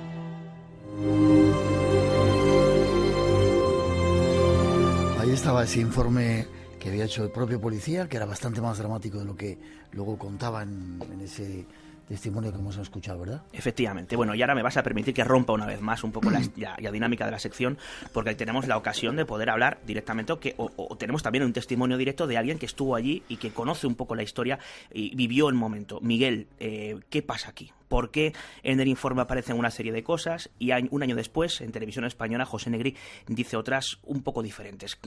Porque claro, tú mismo atestiguas que el momento dramático que se vivió rompe un poco con esa declaración posterior que hace el propio Negri, ¿no? Yo no soy el invitado. Te toca hacerlo a ti. Yo te voy a contar lo que vi. Yo vi ese crucifijo que pasaban cosas extrañas, lo tenían colgado y de repente el crucifijo, sin que nadie lo tocara, hizo una cosa extraña. Sentí también algunos golpes en el armario, uno de los armarios. Y en la casa, en ese baño, era un centro que, si ves la película Poltergeist, la que hicieron, era como, desde ahí salía todo el fenómeno extraño, ¿no? Quizá fueran provocado, como es un poltergeist, por las propias personas que estaban en la casa, ¿no? Alguno de los hijos de la familia podía ser el que provocaba todo aquello, pero ahí había algo muy, muy potente. Tú has tenido la oportunidad, y permíteme que ya no te cuente más, has tenido la oportunidad de entrevistar a uno de los hermanos. Efectivamente, yo pude entrevistar a uno de los hermanos y él me contaba cosas que son muy interesantes. Recuerdo la cara que tenía cuando estaba allí, era chiquitito, evidentemente, cuando estaba pasando el fenómeno, el pobrecito, el miedo que tenía. Sí, tenía aproximadamente unos 10 años. Sería un poco el Antoñito de la película, ¿no? Se llama así. Pero bueno, un poco mayor, y él estuvo durante varios años viviendo esos fenómenos, y hay cosas que nos olvidan, ¿no? Y bueno, él nos contaba una serie de cosas que creo que son interesantes remarcar, porque rompen un poco con ciertas cosas que se han ido diciendo, y él mismo las va hasta cierto punto, una las reafirma, otras incluso las añade porque las ha vivido él, y otras tantas las echa por tierra porque se exageraron ciertas cosas, ¿no? Una de ellas, por ejemplo, se habla de la muerte de Estefanía Gutiérrez Lázaro, esa niña en la que muy presuntamente está pues inspirada el personaje de Verónica en la película de Plaza. Y bueno, pues esta niña, efectivamente, esta chica, ya 17, 18 años, fallece, ¿no? Fallece en noviembre del 91, si mal no recuerdo. Bueno, al parecer, según cuentan la historia, que lo hemos contado ahí, estaban haciendo una ouija, del vaso salió una especie de humo blanco, le entró a ella, y a raíz de eso empezaron algunos problemas físicos para la niña. Sí, bueno, más que físicos, eran más bien psicológicos. Ella decía que oía voces, ella decía que veía una serie de sombras que la llamaban, ¿no? Esto según siempre el testimonio de Concepción Lázaro y de alguno de los hermanos, ¿no? Y ella, 1 año y medio después de esa ouija, fallece. Esto hay que dejarlo claro, porque hay quien dice que la ouija fue y a circunstancia directa. No tuvo nada que ver. Ella fallece por causas documentadas como desconocidas. Un dato muy interesante. Hay cierta profecía por parte de la propia Estefanía de que va a fallecer. Esto sí aparece de alguna forma reflejado en la película Verónica. Y bueno, pues ella fallece en casa. Esto nos lo cuenta su hermano, protagonista directo de lo que pasó en aquella casa de Vallecas. Lo más extraño de todo es que la mañana antes sea capaz de decirle a mis padres: voy a morir antes que vosotros. Ella sabía que algo la estaba llamando. Sí que dijo eso, que ella iba a morir antes, que ella lo sabía, que ella iba a dar golpes en la puerta a la hora que se fuera, para que supiéramos que estaba bien y que estaba con nosotros ella. Esa misma noche, a las 11:30 de la noche, le empieza uno de estos ataques, del cual ya no sale. Causa de la muerte en la autopsia: muerte sospechosa, asfixia pulmonar. No hay más. Estábamos todos en la cama ya. Estábamos ya todos en la cama. Ella, de hecho, cena, viene de estar con el novio, pues en el cine o donde estuvieran, viene, tal, se toma su bocadillo, se va a la cama. Decía que estaba cansada, se acuesta y no se levanta más. Una profecía que ya hacía la propia niña Estefanía, que ella iba a morir antes que los padres. Un dato muy curioso que me acabo de quedar un poco. Ella decía que daría golpes en las puertas. Sí. Que acabas de contar tú antes. Igual era ella la que estaba dando golpes, diciendo algo. Vete a saber. Ostras, eso sí que no lo sabía. Bueno, ¿cuándo empiezan realmente los fenómenos? Pues los fenómenos potentes en la casa empiezan porque los anteriores a la muerte de Estefanía suceden solamente, digamos, cuya única testigo es la propia Estefanía. El resto de la familia solamente sabía lo que ella contaba, ¿no? Pero a raíz de morir empiezan los fenómenos, y de ello precisamente nos habla nuestro protagonista. A ver, yo verdaderamente creo que empiezan cuando mi hermana fallece.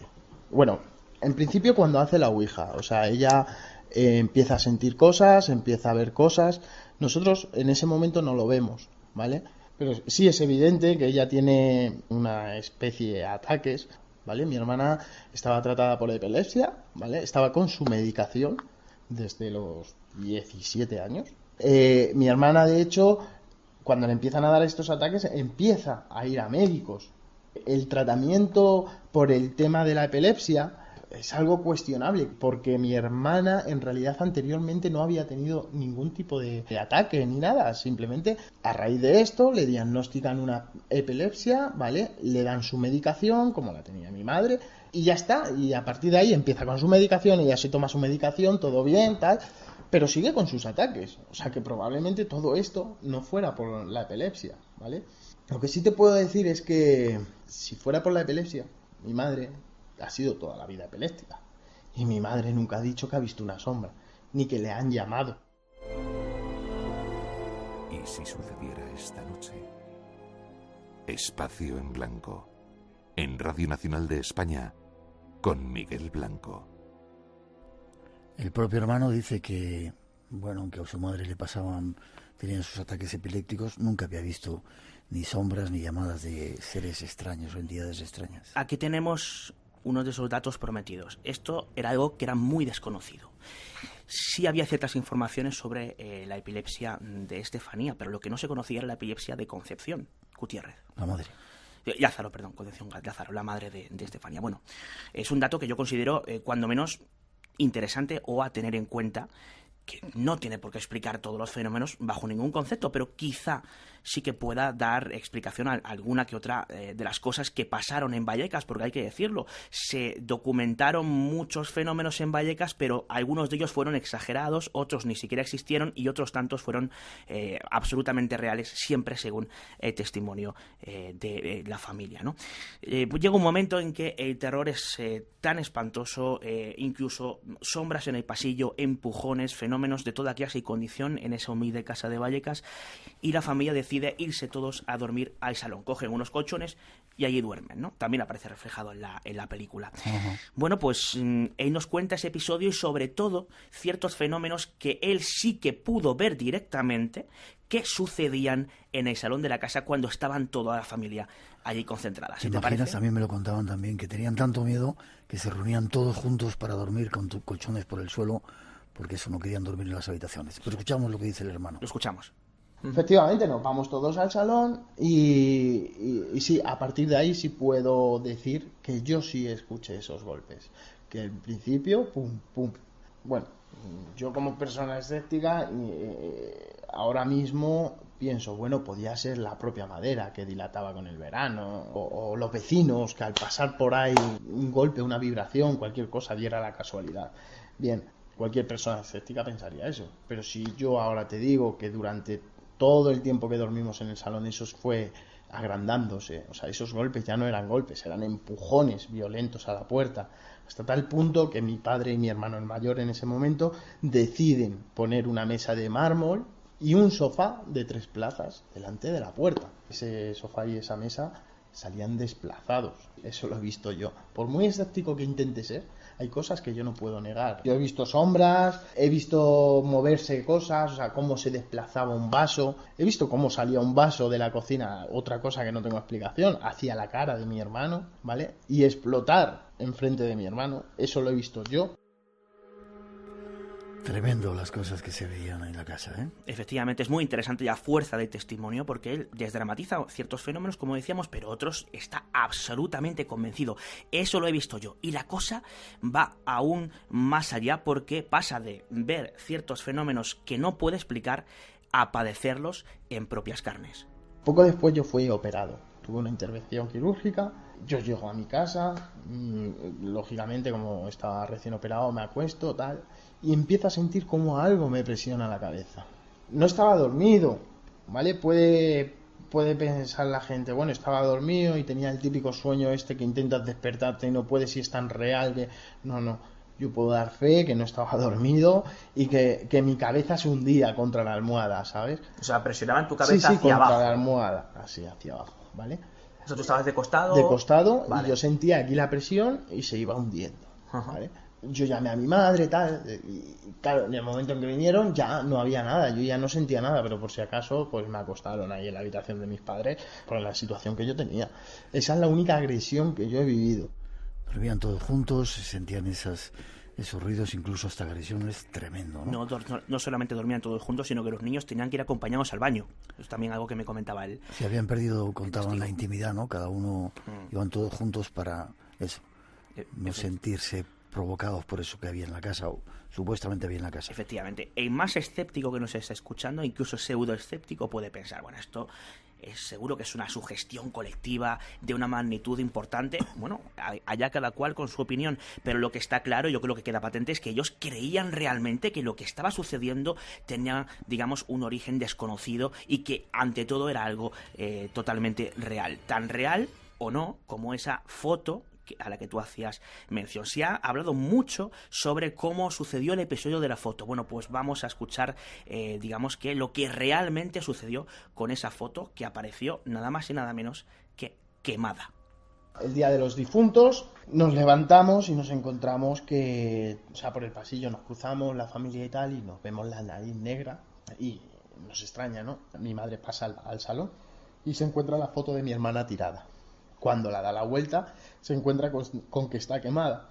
Hay que aclarar que físicamente es imposible que un papel metido entre un cristal y una madera se queme si no hay oxígeno, ¿vale? Esa foto estaba quemada dentro del cristal y de la madera trasera, como cualquier marco. Los marcos no estaban quemados, ¿vale? Y se denotan 3 arañazos en el propio cristal.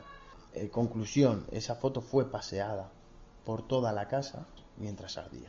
Pero bueno, ahí está, es un caso bastante curioso, o sea, es una de las cosas más curiosas que han pasado. Y que yo he podido ver, o sea, no la he visto ardiendo, pero sí que he visto esa foto encima de un cintasol, el cual ni se había quemado, ni había rastros de fuego, encima de donde estaba la foto encima de una madera, no se había quemado, no había marca ninguna.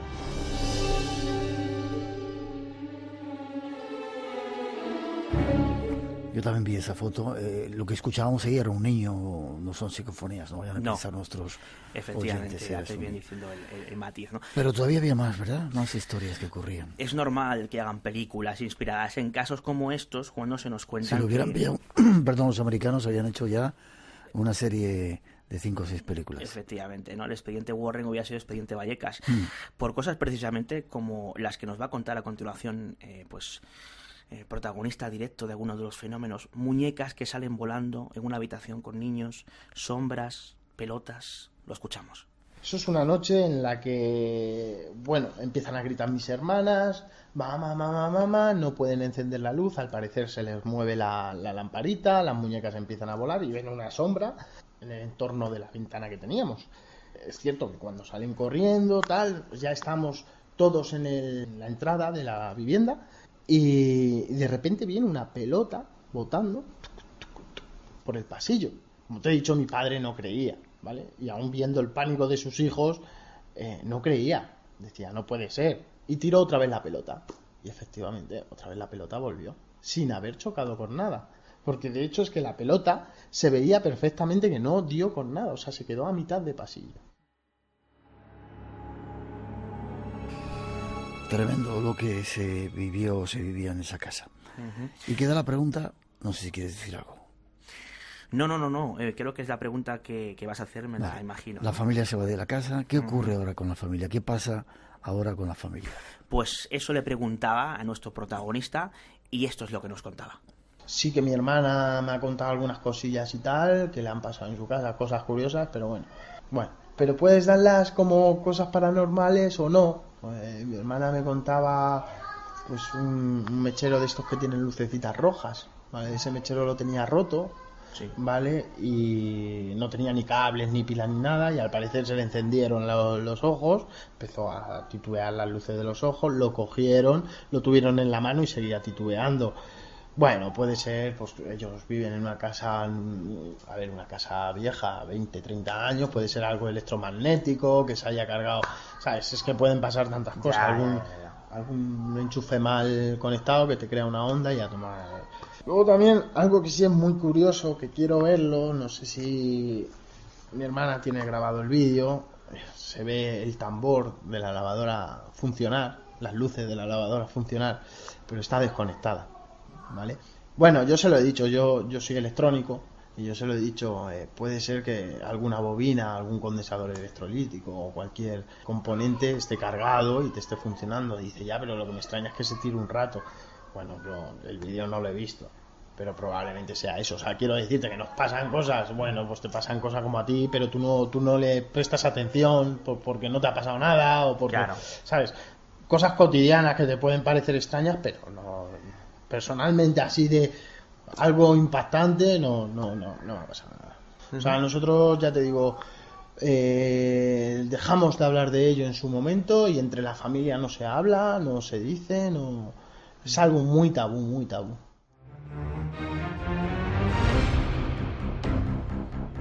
Ahí está el testimonio racional del hermano que con el tiempo ya no quieren saber, no hablan del asunto. Es muy interesante porque yo creo que el escepticismo de esta persona, yo creo que está demostrada con las declaraciones que hace, ¿no? Pero él está absolutamente convencido de que fue testigo directo de algo que no tiene una explicación, ¿no? Con lo cual yo creo que hay que quedarse con eso, ¿no? ¿Se exageraron cosas en Vallecas? Yo estoy convencido de que sí. Algunas ni siquiera llegaron a pasar tal y como se nos ha contado, pero hay otras tantas que están ahí, ¿no? Con lo cual yo creo que hay que ser cauto y hay que ser escéptico de los que dudan, nunca de los que niegan ante este caso, y tener la mente abierta ante la posibilidad de que algo extraño pasase. Hay un informe policial histórico, lo hemos escuchado, lo consiguió Manuel Carballal y gracias a él podemos disfrutar, yo creo que de un documento absolutamente impagable en lo que respecta a estas cuestiones. Pero, lo dicho, aquí se han puesto todos los documentos, hemos escuchado la grabación del famoso policía, José Pedro Negri, también hemos contado con el testimonio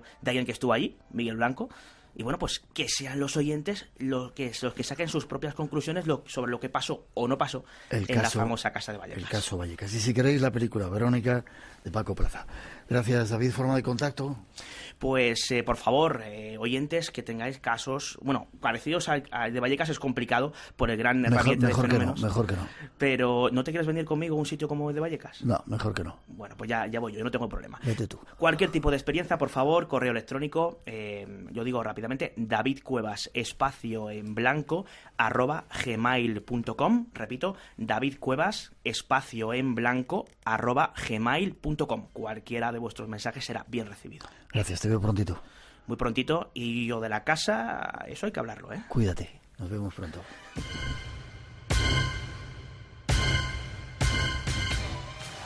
Hola, me llamo Karel y me encuentro en la región Moquegua, en el sur de Perú, desde donde escucho Espacio en Blanco. Y Moquegua suena así.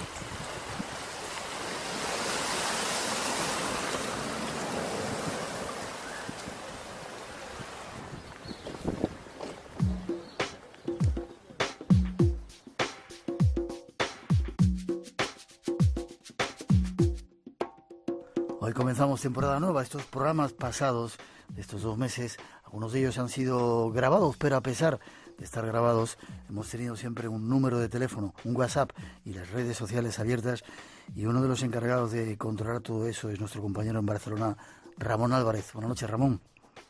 Hola, Miguel, muy buenas noches. ¿Cómo estás?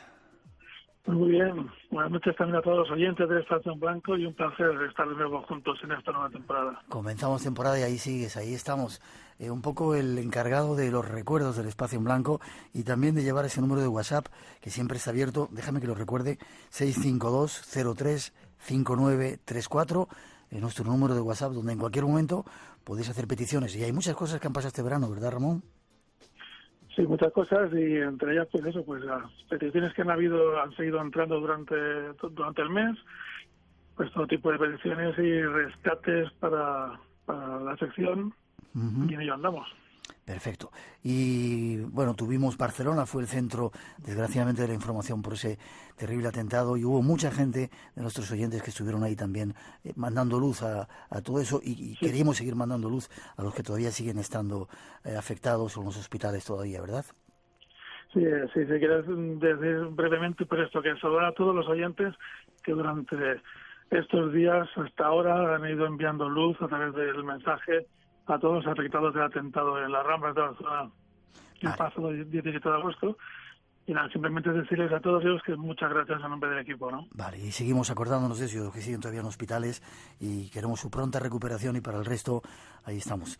Y te han hecho muchas peticiones, Grimorios y libros malditos, el Necronomicon, Noesiterapia con Ángel Escudero, una sección que tuvimos durante mucho tiempo con Ofelia Cotoalegre, positivismo, la vida de Nicolás Flamen, un montón de cosas, ¿verdad? Exactamente. ¿Hablas tú de aquellos cursos que hacía Ofelia, Miguel, o qué? Tremendo, claro que me acuerdo. Tremendo la cantidad de gente que lo seguía. Vamos a ver si podemos rescatar alguno, porque no podemos ponerlos todos, pero sí rescatar alguno para que vean lo que hacíamos en aquel tiempo. Y nos felicitan por la calidad de los programas emitidos durante este verano. Muchos de ellos eran, nuevos temas, pero de vez en cuando rescatábamos algo como los últimos, el pasado sábado, Fernando Jiménez del Oso, todo un maestro. La verdad que todos los programas, como de costumbre, pero la verdad con muchísima calidad, todos han llegado muchísimos mensajes y concretamente puntualizaba mucho el de Fernando. Perfecto. Estupendo programa también. Pues ahí está. Si queréis pedirle a Ramón Álvarez, nuestro compañero, algún recuerdo que él se encarga de digitalizar, buscar por ahí, 652-03-5934 es nuestro número de WhatsApp. ¿Y alguna otra forma de contacto contigo, Ramón? Pues a través de espacioenblanco@rtv.es o bien a mi mío personal, Ramón Álvarez @misteriosdelasondas.com. Perfecto, Ramón, porque seguimos ahí. Ahí seguiremos recuperando algunos de esos programas antiguos y tratando de sacarlo a la luz, porque parece que no pasa el tiempo por ellos. Te agradezco el trabajo, un fuerte abrazo y bienvenido de nuevo a esta nueva etapa del Espacio en Blanco. Bien hallado, Miguel. Gracias a todos.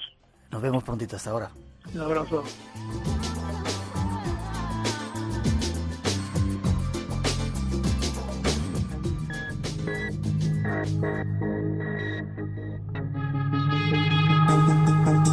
Nos queda tiempo todavía, los últimos minutos. Ahí estaba la voz de nuestro compañero.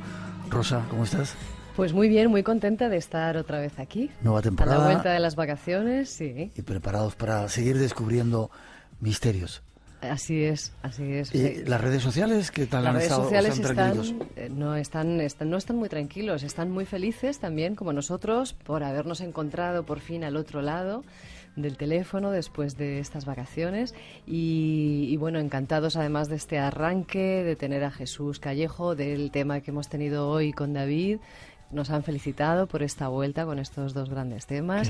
Incluso nos han llegado a proponer un WhatsApp exclusivamente para compartir experiencias de nuestros oyentes mientras escuchan Espacio en Blanco. Que ya les he dicho que manden estas experiencias a Ramón Álvarez y él nos las traslada. Vale, o a David Cuevas, que está por ahí. Eso está muy bien, ¿eh? Eso me ha gustado. Claro. Vale. Dar las gracias a Antonio Baena, que durante este verano se ha estado dedicando en las redes sociales mientras estábamos por ahí de viaje, y sobre todo por el cuidado que tiene de nuestra página web. Gracias. Es un placer. Y feliz cumpleaños esos 25 que cumples. Muchas gracias. Nos vamos a Belmez. Nos vamos a Belmez dentro de muy pocas semanas, a finales de mes, y vamos a reunirnos allí, vamos a estar con muchos compañeros del misterio y van a pasar cosas... Muchas cosas. Que no podemos avanzar todavía. No. Pero cosas van a pasar. Buenas, siempre. Ganadores del concurso. Tenemos 5: María Pilar Atance, de Toledo; Ana Margarita Cañas, Tenerife; Iván Pérez, de Almendralejo, Badajoz; Esteban San Pedro, de Mallorca; y Marta López, de Guadalajara. Escribidnos, por favor, un correo electrónico a espacioenblanco@rtv.es con vuestra dirección postal y os mandaremos el libro. Seguimos viéndonos. Gracias, Rosa. Hasta la semana que viene.